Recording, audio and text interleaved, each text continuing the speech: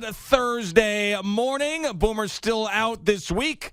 These days that I had off, both baseball teams were horrendous, but last night we got some good feelings back for both of them. Good morning, Jerry. How are you? Gee, what's up, man? Good week? Yes, it's been good. It has been good. Yesterday I didn't do a damn thing, but that's sort of what you want to do on vacation. Sit around, hang out, recharge, and get ready for these games that last night were really important for both teams. I mean, I know it's still a month and a half to go, and we have this roller coaster constantly in the baseball season where we overrate things, we overreact to things, but I don't think that going into last night for the Yankees and Mets, we were overreacting into how important these games were, and the Mets get off to a great start. The Beatty story is awesome. They hang on. But the Yankees, in several different ways last night, were torturing their fans. Torturing their fans, and somehow end up coming out with a victory with the Donaldson Grand Slam.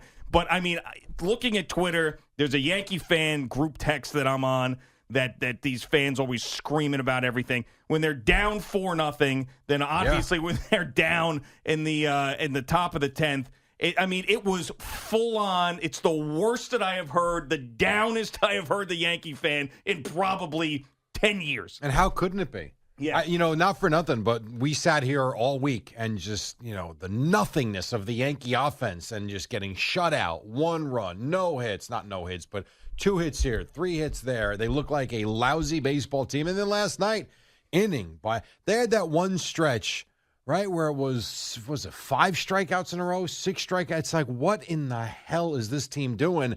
And boy, Josh Donaldson didn't crush it to left. He sends it to right. But, my God, if he doesn't hit that home run last night and they find a way to lose that game again, I don't even know what we're doing. I don't even know what to say anymore. So they escaped it. Now you got to go back it up. But at least for one night, they kind of, I think the way Michael Kay said it on Yes, the victory from the jaws of defeat, right? Because that game looked like 2 different times they were losing it.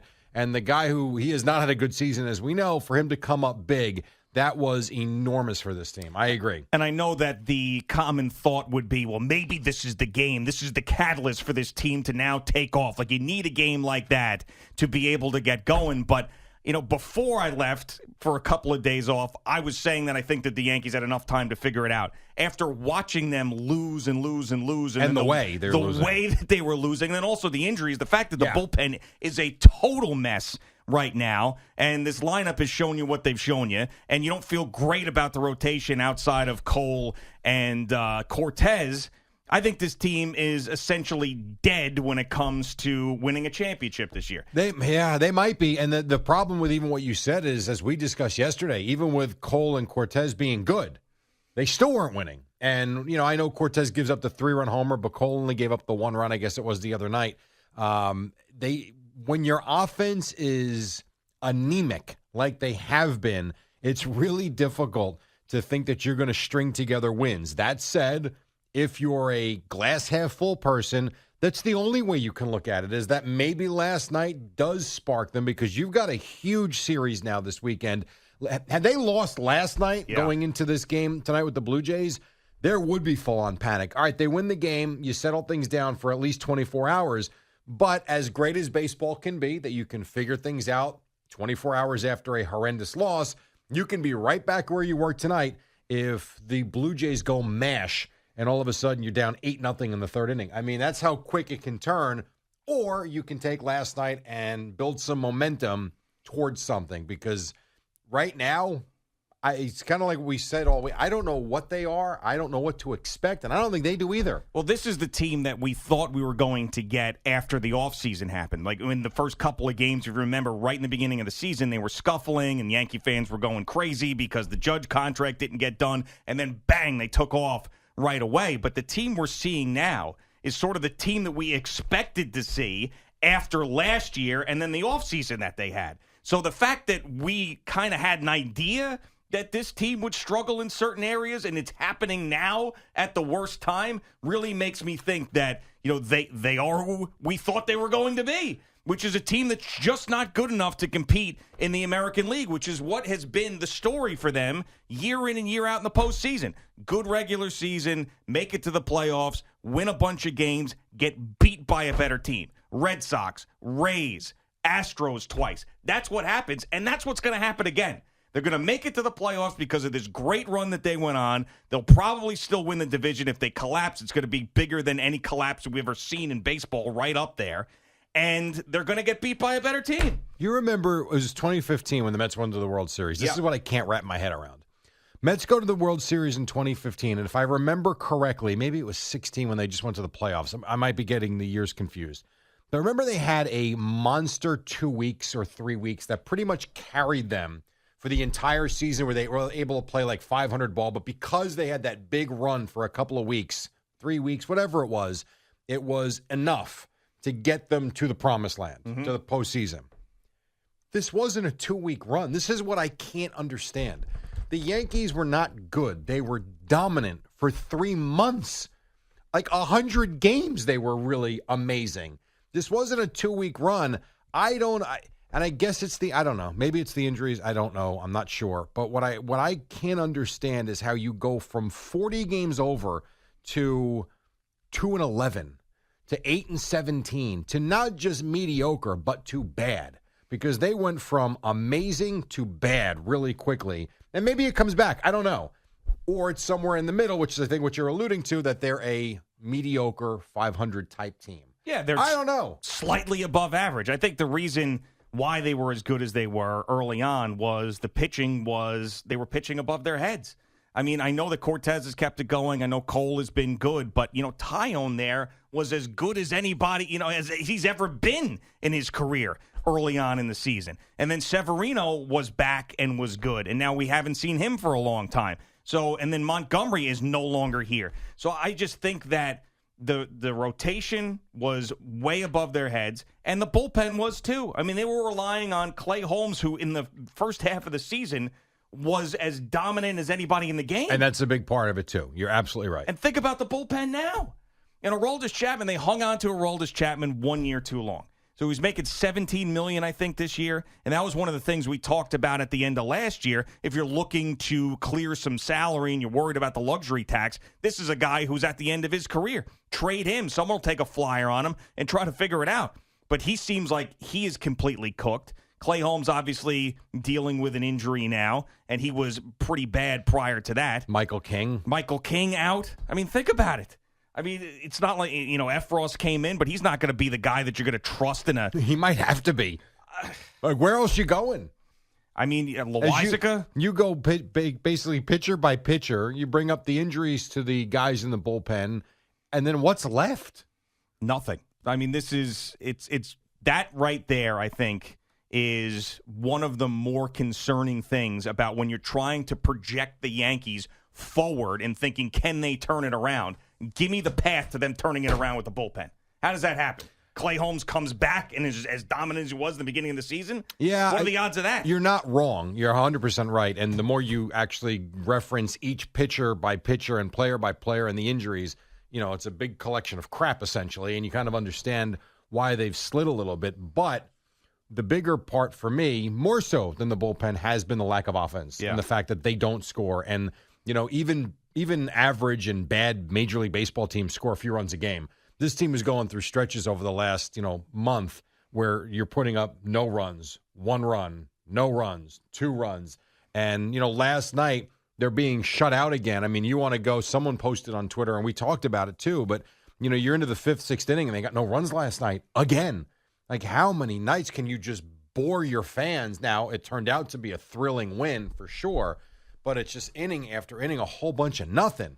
And that, while the bullpen is clearly an issue and will be going forward, if they can't hit, you're never going to get to the bullpen where it matters. And that's been the biggest problem with the Yankees. And I know that everybody wants to refer to the pitching and Brian Cashman's shortcomings in adding to the rotation at key times. That's always a talking point. But the main reasons why they have lost in the postseason is the fact that the offense doesn't show up. And it year in and year out does not show up. And the main example of that was 2017. We talk about it constantly as a reference point. They couldn't hit. Right. Now, I understand that they were facing a team that had, really, really good pitching, and that's what you're going to get in the postseason. You're going to see really, really good pitching for the most part. So if this is happening during the regular season, what's going to happen during the postseason? The same stuff that has happened the last couple of years. It sure might, and you're right, because while everybody wants to kill the Astros in that year for all the stuff they did, and rightly so, whatever, fine, you're still not going to win if you don't score runs. Yeah. That's still the name of the game. They didn't in that series. They haven't in this stretch, and that's kind of where they're at. Now, the good news is, if you want the positive part of this, the news on DJ LeMahieu, positive. The news on Giancarlo Stanton, hopefully will be back sooner rather than later. So maybe piece by piece, they kind of get a little more whole, and maybe that does help when they kind of get back to scoring runs and doing the things they were doing earlier. But until then, they've got to kind of muddle through this. And what you got to do this weekend to me is just you got to go take 2 of 4. You got to split with the Blue Jays, keep it where it's at, and everything to me will work itself out. But I agree. You get to October, good luck. And I have to go back and look at this to have the facts to back up the point, but I don't know if you agree with me or not, but I feel like both with Judge and Stanton, when they go on the DL or the IL and they come back, both of those guys take a long time to get back into rhythm. You might be right. I have to check that. That's what it feels like to me. Like, all right, Giancarlo Stanton, there's a week of him waving at sliders off the plate. And then finally he gets back into it. And same thing with Aaron Judge when he has missed time. Now, he hasn't missed really time this year at all. But with Stanton, it just takes a long time for those guys to come back. So essentially they're on the IL an extra week and a half until they figure it out and turn back into themselves. Well, not to mention, it also just takes Stanton a long time to come back and play. Yeah, I know. I mean, it's August 19th. If he's going on a rehab assignment soon, maybe the 26th, 27th you see him with the Yankees? So you're talking a full month where he's missed for what didn't seem like a big deal, and yet here we are 4 weeks later, and it turns out he's missed a lot of time. Well, I mean, how many times have we seen that both with the Yankees and Mets? I mean, it's really unbelievable. I think the Jets learned that with Mekhi Becton to, don't open your mouth too much. Because it was like, we have initial reports. We're feeling really good about it. Next thing you know, he is out for the year. Yeah. But it seems like, with these baseball teams, this really hasn't happened with the Mets this year. But guys go on the IL. It's like, all right, it's a 2 to 3 week injury. And next thing you know, it ends up being, 2 months. Like Jacob deGrom last year. Yeah. I mean, we were all waiting for him to come back. He never came back. Never saw him. And then there was a dispute about whether or not he tore his UCL or not, if there was a tear or not at the end of the season where him and Sandy Alderson are going back and forth. I mean, that was a mess. Luckily, the Mets haven't had any of those issues this year. But this Stanton injury, if you correlate, Judge going in a hole, the worst stretch that he has had recently, and Stanton not being there, I mean, that right there is part of the main reason why you're in the situation that you're in. Yep. And you know what? The Judge thing's funny, too, because when you look at what he's done lately, it's not been a whole lot. I mean, you go back to Friday, really, was the last productive night he's had.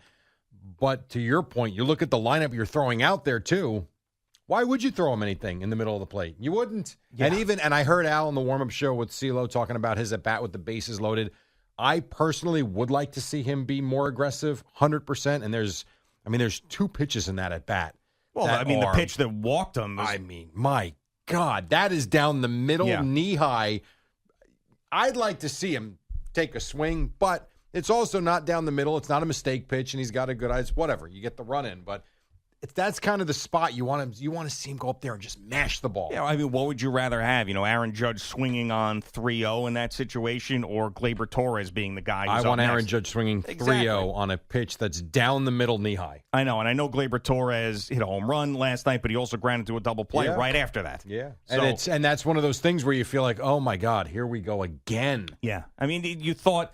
I mean, if you're someone who didn't stay up through the rain delay, or you gave up after the 3 runs that the Rays scored in the 10th, I mean, you were just livid with this team. But think about how bizarre the night was, though, and I know we'll get into the Mets, but think about how bizarre the night is. So the Yankees look dead and listless offensively again for much of the night. They come back, they get it to extra innings, and then Tampa right back scores the few. And you got to think, all right, well, you know what, here we go. That's it all. And then they get the big bottom half of the 10th. The Mets who wind up winning, you've got Scherzer on the mound, big lead. You go to Diaz in the 8th with the heart of that lineup, and you're thinking, you know what? And then they get the extra runs. You need tack-on runs. Beautiful. And then you're holding your breath in the bottom of the 9th inning. But in the end, wins for both teams, so all is good. And, yes, all is good. I do feel like, though, that the Yankees, this was more of an aberration situation. You're probably right. I have to see them because they were bad longer than they were good last night. And I need to see them really look like themselves from earlier on in the season against the Blue Jays to have any confidence. The thing that's concerning to me, too, and I know we've done this for, I feel like several years, and I know it's really the way baseball has gone as well. You feel like the Yankees are, again, a team that's just waiting for that grand slam. They're waiting for that 3-run homer, whereas other teams, a lot of teams are a home run or bust too these days. But there are teams like the Mets have generated offense without the home run ball. I think they won how many games without hitting a home run and still scoring a bunch of runs. It seems like the Yankees are just up there waiting for that 5-run homer, and it's a tough way to win games. And we had Chipper Jones on the other day. He was even saying the game is, so different from when he played. It's boring. The ending's exciting, but my God, if you sit through and the rain delay, it's boring. Yeah, there's two things that have happened in professional sports recently that have made the regular seasons tougher to watch than they ever were. One, launch angle in baseball. I think I know where you're going with the second one. And the other one is the three-point shot. I knew it. In the NBA. I agree with you. And both of those have made these regular seasons at times insufferable. Now, I know that it can be really exciting when Steph Curry and Klay Thompson and the best of the best are doing it and Aaron Judge is hitting 45 home runs. But the rest of the league trying to do it, it's terrible. Because you're not good at it. Yes. I couldn't agree more. And the three-point shot, never taking away how hard it is and the ability these guys have. But if you're not a good three-point shooting team and you're just hoisting up 30 a game, yeah, and guys not even trying to get rebounds and just running back. Yeah, and we've seen it how many times. It's like, you sit over there, you give some of the Wizards last night were 3 of 45 from 3. Yes. It's just, how does this happen? Yep. All right, it is Boomer and Gio on the Fan and CBS Sports Network. Just getting started on this Thursday morning. We got CeeLo coming in.